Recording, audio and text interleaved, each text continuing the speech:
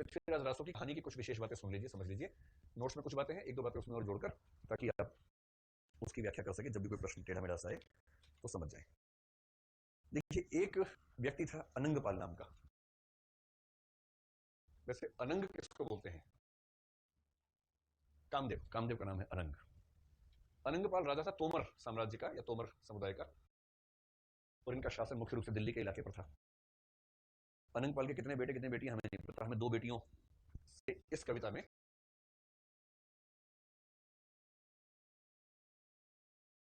फर्क पड़ता है। ये दो गोले क्यों बनाए समझ रहे ना, दो बेटियों का जिक्र चल रहा है।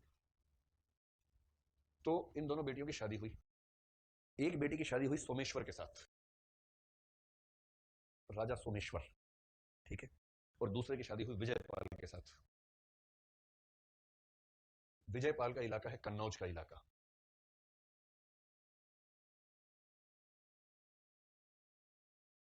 जमेर का इलाका, और अनंगपाल का इलाका है दिल्ली का इलाका, ठीक। तो अनंगपाल की एक बेटी का ब्याह हो गया सोमेश्वर के साथ और एक का ब्याह हो गया विजयपाल के साथ। सोमेश्वर और अनंगपाल की बेटी, इन दोनों के एक पुत्र का नाम है पृथ्वीराज चौहान। चौहान सुनते कुछ होता है ना, कि लगता है ना कुछ, हाँ, पृथ्वीराज चौहान। और विजयपाल और इसकी पत्नी जो है, उनके बेटे का नाम है जयचंद। अरे पामर जयचंद, तेरे उत्पन्न हुए बिना मेरा क्या जाता था। ये पंक्ति कहां से ली गई है? भारतदूषण, वही जयचंद है। तो पहली बात ध्यान रखनी है कि जयचंद और पृथ्वीराज मौसेरे भाई थे, और इसका उस कहावत से कोई संबंध नहीं है जिसमें कहते हैं चोर चोर मौसेरे भाई, उससे कोई संबंध नहीं है। दोनों चीज एकदम अलग अलग है। कहीं आप सोचिए कि उससे संबंध में है, नहीं, अलग बात है एकदम। दोनों मौसेरे भाई। पृथ्वीराज रासो की कहानी के बहुत सारे वेरिएशंस मिलते हैं, बहुत सारे वर्जन्स मिलते हैं, इसलिए कौन सी घटना है या नहीं डिपेंड करता है कि कौन से वर्जन के बेस पे कहानी बता रहे हैं। तो मैं वो वाली कहानी बता रहा हूँ जो जनरली एक्सेप्टेड कहानी है, उस कहानी को लेते हैं। तीन चार घटनाओं का ध्यान रखिएगा पृथ्वीराज रासो में क्या हुआ है। पृथ्वीराज बहुत साहसी है, बहुत योग्य है, बचपन से ही इतना जबरदस्त योद्धा है कि क्या कहना उसका। पर पृथ्वीराज ने अपने जीवन में कुछ गलतियां की हैं, उन गलतियों में से कुछ गलतियों का जिक्र मैं करता हूं, फिर उसके बाद देखिए। और इस कहानी में लिखा है कि दो बच्चे एक साथ पैदा हुए, दोनों बच्चे एक साथ खेलते थे, दोनों बच्चे एक साथ मरे, लंगोटिया यार थे दोनों एकदम। उनमें से एक का नाम पृथ्वीराज चौहान और दूसरे का नाम क्या है? चंद्रवरदाई। तो चंद्र और पृथ्वीराज का जन्म भी एक साथ हुआ है, विधाता का विधान है, जन्म भी एक साथ हुआ है, तो बचपन में साथी गुजरा होगा, सीधी सी बात है, मरे भी साथ साथ हैं। ऐसी दोस्ती है इन दोनों के बीच में। तो चंद्रवरदाई को हक है कि पृथ्वीराज को डांट भी सकता है, गलती करे तो डांटता भी है कभी कभी। एक डांट दिखाएंगे कहां पर डांटा। पृथ्वीराज साहसी है, घमंडी भी है, साहस घमंड हो ही जाता है आमतौर पर। तो एक व्यक्ति है भीमदेव चालुक्य, एक तो इसकी कहानी ध्यान रखिएगा। मतलब अगर पृथ्वीराज ने एमबीए कर लिया हो तो ठीक से रहता, उसने एमबीए नहीं किया, इमोशंस नहीं चलता रहा। मैनेजमेंट की दुनिया के बहुत बेसिक सा फंडा है। अगर आपको बहुत दूर जाना है, मिल्खा सिंह की तरह नहीं कि ज्यादा आगे चले गए, अगर आपको बहुत ऊंची मंजिल हासिल करनी है तो उसका बेसिक सिद्धांत है, अनावश्यक रूप से दुश्मन पैदा मत करो अपने। क्योंकि आप गैर जरूरी तौर पर दुश्मन पैदा करेंगे, सारे दुश्मन लगे रहेंगे आपके खिलाफ, और आपकी बहुत सारी ऊर्जा, वो कुछ कर नहीं पाएंगे शायद आपका, पर आपकी बहुत सारी ऊर्जा व्यस्त कर देंगे। इसलिए बहुत आगे जाना हो तो साधारण उपाय है कि जो दुश्मनी के लायक भी ना हो उससे दुश्मनी मत कीजिए, थोड़ा झुक जाइए, विनम्र हो जाइए। युद्ध जीतने के लिए छोटी लड़ाइयां हारनी पड़ती हैं, उनको सुनियोजित रूप से हार जाइए। हर बात पे क्या लड़ना है? एक छोटा संकरा पुल था, दो लोग आमने सामने आ गए, एक समझदार आदमी था, एक गधा मूर्ख था। मूर्ख घमंडी ने कहा मैं गधों के रास्ता नहीं छोड़ता, गुजर ही नहीं सकता था। उसने कहा कोई बात नहीं, मैं छोड़ देता हूं, क्या दिक्कत है? उसने कहा मैं गधों के रास्ता नहीं छोड़ता, उसने कोई बात नहीं, मैं छोड़ देता हूं। क्या घटा उसका इससे? सिर्फ आधे मिनट का इंतजार करने से जिंदगी भर के लिए दुश्मन बनाने से बच गया, वरना ये तो बेरोजगार है, विलोम है। ये तो जो विलोम की भूमिका में रहता है उसका अकेला रोजगार ये होता है कैसे परेशान करूं। पर पृथ्वीराज को ये बात कोई समझा नहीं पाया, ये दुश्मन क्रिएट करता है। तो भीमदेव चालुक्य का जो भाई है, उसके भाई को इसके एक सामंत कन्ह ने, किसके सामंत? पृथ्वीराज चौहान के सामंत कन्ह ने जान से मार दिया। क्यों मार दिया? क्योंकि कन्ह के सामने इसके भाई ने अपनी मूछ पे हाथ रख दिया था। मुझे तो राजस्थान जाते हुए घबराहट होती है कई बार कि अगर ऐसा माहौल गलती से हो, सोचिए मूछ पे हाथ रख दिया, अपनी मूछ पे, उसकी मूछ पे धरा हो तो फिर भी चलो नाराजगी की बात समझ में आती है, अपनी खेती है, अपना हाथ है, लेकिन क्या किया होगा? ताव दिया होगा मूछ पे, ऐसे करके घुमाया होगा ऊपर की तरफ, 10-10 बजा दिए होंगे उसमें, या 11-5 बजाए होंगे। तो मूछ की लड़ाई तो पता ही आपको, जब जिस देश में मूछ का बाल रख के धन गिरवी लिया जाता हो, धन उधार मिलता हो, उस देश में मूछ का मतलब समझ रहे हैं। तो ये बर्दाश्त नहीं हुआ करने से कर्ण ने इसकी हत्या कर दी। पृथ्वीराज को गुस्सा है, पृथ्वीराज ने कर्ण की आंखों में पट्टी बंधा दी, गधे कहीं के ऐसे मारते हैं किसी को। लेकिन भीमदेव चालुक्य को लगता है कि इसने कर्ण को मारा क्यों नहीं, कर्ण ने मेरे भाई को मारा। और भीमदेव बोला कि पृथ्वीराज छोड़ूंगा नहीं तुझे मैं। पृथ्वीराज बोला अच्छा नहीं छोड़ेगा, ना छोड़, आजा। ऐसे लोग होते हैं ना, कोई धमका रहा है तो कम से कम धमकी इज्जत से सुन लो उसकी। लक्ष्मण परशुराम संवाद, परशुराम करे चीर दूंगा, करे चीरेगा, मुंह देखना चीरेगा, इधर चीरेगा। आप इस तरह से बिहेव करेंगे सामने वाला और नाराज हो जाता है। तो भीमदेव चालुक्य नाराज हो गया, शत्रुता उसने ठान ली है। चलो भाई भाई तो चलता है। भीमदेव चालुक्य की पत्नी का नाम है मंदोदरी। अब इसी से आप इसका हर्ष समझ सकते हैं क्या होगा। मंदोदरी का जो पति हुआ उसका क्या हाल हुआ आप जानते हैं।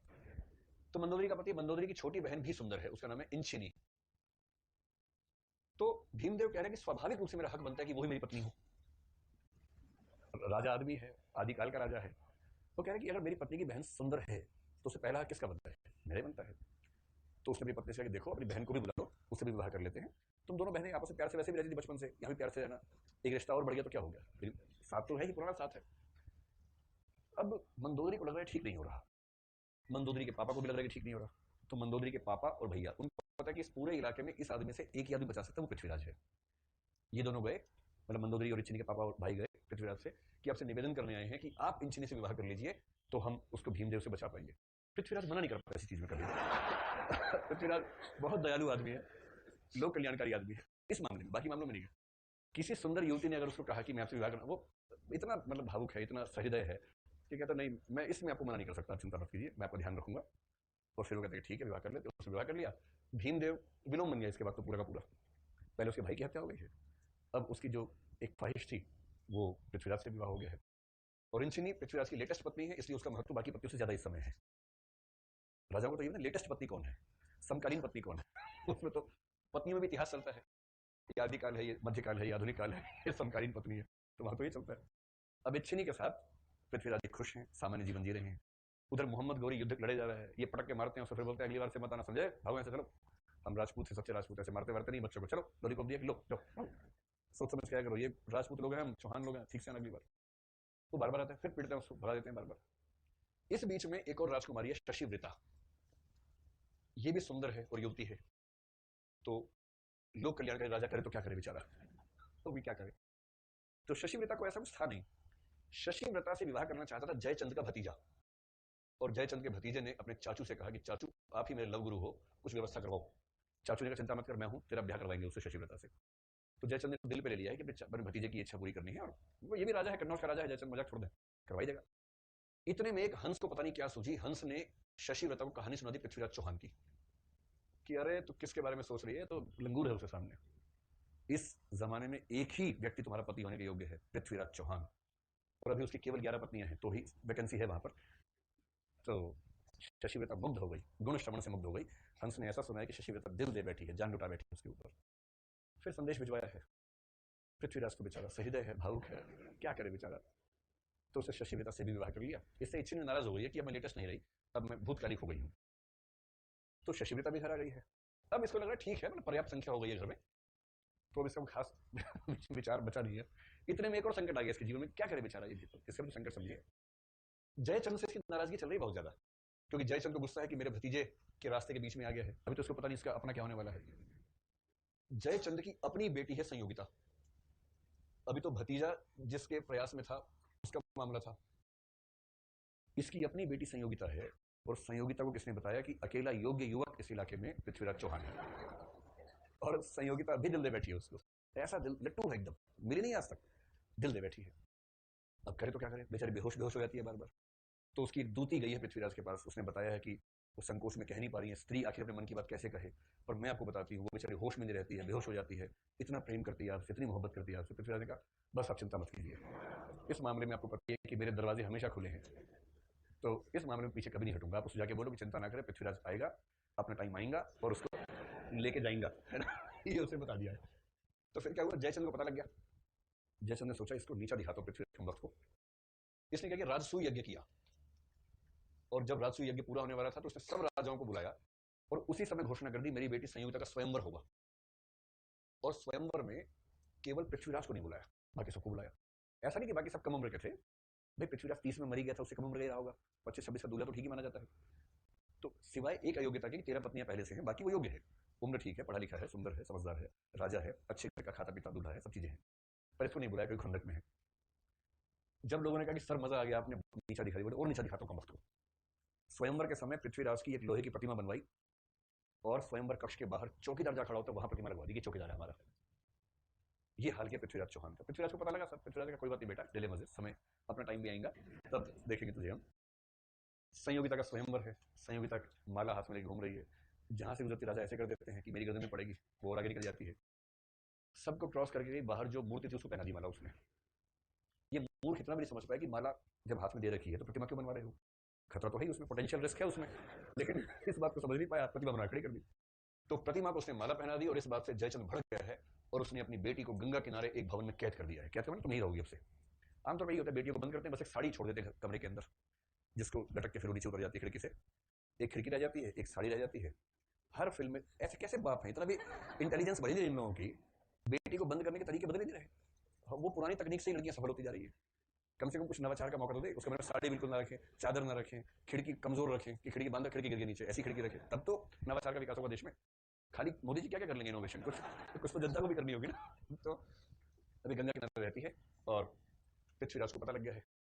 इसी बीच में पृथ्वीराज का एक योग्य सेनापति है कैमास नाम का। ये सब बेरोजगार है ना, करें तो क्या करें। कैमास का दिल आ गया एक दासी पर। अब वो और दासी प्रेम करते हैं और एक बार पृथ्वीराज की पत्नियों में से एक पत्नी ने पृथ्वीराज से कहा कि देखिए अनाचार हो रहा है, और कैमास अपने महल में दासी को ले आया है आज। पृथ्वीराज ने छुप के देखा कि सच में दोनों हैं। वहीं से तीर मारा अंधेरे में, पहले तीर से बच गया कैमास, दूसरा तीर मारा कैमास ध्वस्त हो गया, कैमास की मौत हो गई, दासी की ही मौत हो गई। फिर जमीन खोती गड़वा दिया वहीं पर दोनों को। फिर कैमास की पत्नी रोने लगी, मुझे कम से कम पति का शव तो दो। चंद से उसने निवेदन किया कि आप अप्रोच लगाइए, मुझे शव तो मिले मेरे पति का कम से कम। चंद ने पृथ्वीराज से कहा कि भाई शव तो दे दो उसका। कैमास ने गलत तो किया, पर चंद ने डांटा भी क्या, इतनी सी बात के लिए इतने अच्छे सेनापति को मार दिया, थोड़ा सोचा समझा करो, बुड़बक टाइप कर्म करते हो, अब कम से कम शव तो दो। तो उसने कहा देखो शव तो दे दूंगा पर एक शर्त है मेरी। चंद बोला क्या शर्त है? बोला मुझे कन्नौज ले चलो यार, कन्नौज जाना है। क्यों जाना है? पर संयोगी तो परेशान है, झेल नहीं पाता, बहुत भावुक है, किसी की परेशानी देख नहीं पाता है। तो चंद ने प्रॉमिस किया अच्छा ठीक है, उसका शव दो उसकी पत्नी को, फिर मैं तुम्हें ले चलूंगा। फिर शव दिया, शव के साथ पत्नी सती हो गई, और ये सब को फर्क नहीं पड़ता पत्नी सती हो गई क्या हो गया, ये सब इनके लिए नॉनसेंस बातें हैं। फिर चंद ले गया है पृथ्वीराज को कन्नौज, पृथ्वीराज भेष बदल के गया है, चंद वहां चंद बरलाई बन के गया है। जयचंद ने चंद को खूब इनवाइट किया, खूब सम्मान की बातें, खिलाया पिलाया, साथ में एक आदमी खड़ा था, बोले कौन है, बोले हमारा सेवक है। जयचंद बोला सेवक इतना स्मार्ट होता बनी आमतौर पर, उसको डाउट है, चेक करता है बार बार, उसको शक है। अगले दिन जयचंद चंद बरदाई के इलाके में चला गया और वहां जाकर देखा कि चंद बैठा साइड में और सिंहासन में बैठा वो आदमी, उसको शक हो गया। तो चंद ने घुमा फिरा के बोला कुछ नहीं, हम लोग दोस्त हैं तो हम एक्टिंग करते रहते हैं, ऐसा कुछ खास बात नहीं है। जैसे बोला अच्छा है, इसको कहिए कि मुझे पानी पिलाएगा या कुछ तांबूल देगा, ऐसा कुछ किया। पृथ्वीराज को तांबूल दिया गया, जैसे तो जैसे ने जिस तरह से दिया पृथ्वीराज ने, उसकी आंखें ऐसी थी, वो समझ गया कि ये नौकर नहीं हो सकता, यही पृथ्वीराज है। और तुरंत उसने मुनादी करवा दी मेरी बेटी को बचाओ, देखो जरा वो गंगा के महल के पास है। और जब तक ऐसा होता पृथ्वीराज घोड़े पर गंगा के पास गए, संयोगिता को बोला चलो मेरे साथ। जैसे रेलवे ट्रेन में नहीं होता, दूल्हा खड़ा है दुल्हन भागी भागी आ रही है, वैसे डीडीएलजे टाइप। संयोगिता बैठी, युद्ध होने लगा, 2 दिन युद्ध करता रहा। फिर चंद बरदाई बोला कि युद्ध लंबा चलेगा, आप लोग जाइए हम लोग देखते हैं सबको। तो वो कन्नौज से दिल्ली की ओर आया। युद्ध में ज्यादा नहीं, 2-4 हजार सैनिक मरे, कुछ खास बात नहीं है, 2-4 हजार परिवार खत्म हुए, लेकिन एक परिवार बन गया ना नया। संयोगिता को दिल्ली लेके आ गया, और संयोगिता लेटेस्ट पत्नी है तो उसके प्रेम में ऐसा डूबा कि 6 महीने अपने महल से बाहर निकला ही नहीं। बिहारी का राजा जयसिंह भी एक बार इस दौर में चला गया था, तो बिहारी ने एक दोहा भेजा, अली कली ही सो बंध्यो आगे कौन हवाल, कि अभी तो इस नायिका की उम्र इतनी कम है, अभी इसने इतना बांध लिया है, तो आगे तुम्हारा क्या हाल होने वाला है भाई, थोड़ा समझो, राजा हो, शासन भी संभालो। ऐसे ही चंद्रबरदाई ने चिट्ठी भेजी कि तू गोरी में अनुरक्त है और दूसरा गोरी आ रहा है। गोरी में श्लेष है, यमक है, यमक सॉरी।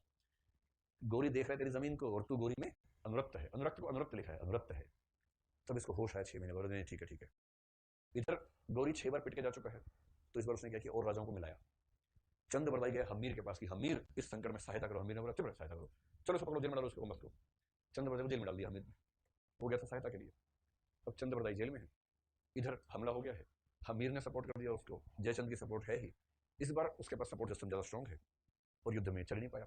इसके जितने योग्य मंत्री सेनापति थे वो सारे के सारे मर चुके हैं, इसने खुद अपने हाथों से गवा दिया उन सबको। और अंत में मोहम्मद गौरी जीत गया है, पृथ्वीराज को गिरफ्त कर लिया है उसने।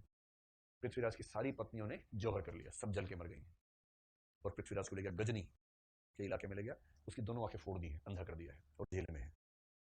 चंद बरदाई जेल से छूटा, हमीर की जेल से छूटा, और उसको लगा कि अब कुछ करना होगा।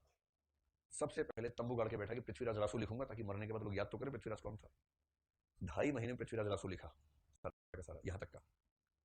उसके बाद एक पंक्ति आती है, पुस्तक जलहन हथ दय चली गज्जन रिपकाज। अपने पुत्रों में सबसे योग्य पुत्र को बुलाया, बहुत सारे पुत्र थे, सबसे योग्य था जलहन। उससे कहा बेटा इसकी आगे की पोएम तुम लिखना, मैं जा रहा हूं। तो पुस्तक जलहन हथ दय चली गज्जन, गजनी चला गया, नृपकाज राजा के काम के लिए। इसके मन में एक था कि साथ पैदा हुए हैं, साथ घूमे फिरे हैं, साथ खेले हैं, मरेंगे भी साथ ही, और वीर की मौत मरेंगे, कायर की मौत नहीं मरेंगे। उम्र भी 30 हो गई, 18 में मरना था, अब तक बचे हुए। तो गया, अवधूत के वेश में गया। अवधूत कौन होता है? हठ योगी। तो अवधूत के वेश में गया, वहां मोहम्मद गौरी से मिला। गौरी ने बोला बताओ? बोले देखिए मैं तो अब संन्यास ले चुका हूं, बस एक सपना है मेरा, पृथ्वीराज के साथ खूब समय गुजारा है मैंने, सुना है कि पृथ्वीराज एक तीर से लोहे के 7 तवे बेच देता है, कहीं कहीं से कहते 7 घड़ियाल मार देता है ऐसा, लेकिन वो मेरे ख्याल से तवे के सेंस में जो होता है ना घंटा घर वाला जो घंटा इसमें मारते हैं शायद उसी सेंस में है। वो मैंने सुना बहुत है, वो दृश्य अपनी आंख से देख नहीं पाया हूं कभी। तो गौरी कह रहे हैं साथ ऐसे ऐसे होना होता है साथ। बोला अरे वही तो मुझे भी डाउट है, देखना चाहता हूँ, मरने से पहले बस वो एक दृश्य देख लूँ, उसके बाद शांति से मर पाऊंगा। और आपने नहीं देखा, मेरी बात मानिए, आप भी देख लीजिए। बोले मैंने उसकी आंख निकलवा दी। बोले आंख से थोड़ा मारता है, हाथ से मारता है, अंधा पृथ्वीराज भी मार देगा मुझे भरोसा है। बोले ऐसे नहीं होता। तो बोला आप मुझे मौका दीजिए, मैं उससे रिक्वेस्ट करता हूँ, बात करता हूँ। बोले ठीक है बात करो, ऐसा दृश्य बनेगा तो हम भी देखना चाहेंगे भाई। ये जेल के अंदर गया, दोनों साथी जेल में साथ साथ, खुसर खुसर हुई। चंद्रप्रदाय बोला देख भाई मरना तो है ही, तेरी तो आंखें भी नहीं है, मेरी आंखें कम से कम है, ऐसी जिंदगी से बढ़िया मर जाते हैं, लेकिन एक बार ठीक माहौल बना के मरेंगे। फिर खुसर खुसर हुई कुछ, क्यों पैक कर रहे हो बिल्कुल ना। उसके बाद चंद्रप्रदाय गया मोहम्मद गौरी के पास। गौरी को बोला कि मैंने मना लिया है, थोड़ा सा मोटिवेशन की जरूरत है, अगर आप भी एक बार बोल देंगे तो मान जाएगा, ऐसे मैंने वैसे कह दिया है। बोले अच्छा बुलाओ। अंधा पृथ्वीराज आया, उसका दृश्य कभी देखिएगा, टीवी उस यूट्यूब वगैरह मिल जाता है, खूब चेन वेन से बंधा हुआ आया है। और उसके बाद चंद्रप्रदाय ने धीरे से बोला 4 बांस 24 गज अंगुलष्ट प्रमाण, ताऊ पर सुल्तान है मच चुका चौहान। चौहान समझ गया है, उसने मनी मन में कौन सेट कर लिया, कहाँ बैठा हुआ है। सामने 7 तवे लगा दिए हैं, तीर का मार हाथ में, पर उसको पता कि वहां नहीं मारना, कहीं और मारना है। अब चंद्र को लगा थोड़ा और हिंट मिल जाएगा ना तो ठीक से काम कर पाएगा। चंद्रप्रदाय ने कहा गौरी से कि हुजूर मैंने कहा है थोड़ा सा आप इसको भड़का देना तो ज्यादा करेगा। गौरी ने कहा पृथ्वीराज दम है तो मार के दिखाओ। उद्देश्य क्या था, आवाज पता कहां से आ रही है। ये राजा बड़े बुड़बक होते हैं, कभी नहीं समझते कि पीछे क्या योजना है। 2-3 बार उससे बुलवाया, दम है तो चलाओ बाण पृथ्वीराज, दम है तो चलाओ बाण। पृथ्वीराज ने तब तक एंगल सेट कर लिया अपना पूरा, और यूं करके यूं घुमाया, मारा और नीचे आ गया। हड़कम मच गया, गौरी नहीं रहा। और फिर चंद्र बोला अब आखिरी स्टेप आ गया है पृथ्वीराज। पहले योजना बन गई थी, छोड़ेंगे तो है नहीं हम 2 ही लोग हैं, वो भी डेढ़ी मानिए, कंधा है बेचारा, क्या कर पाएगा उस समय, देख ही नहीं पाएगा, लड़ेगा कैसे। दोनों के पास एक एक कटार थी, दोनों साथियों ने एक दूसरे के पेट में कटार भोंक दिया ऐसे करके, और उसके साथ ही दोनों की मौत हो गई। शोक, शोक हो गया। वीरों वाली मौत मरे हैं, जो मर गई है खटिया पर तो कौवा गिद्ध न कहेगा।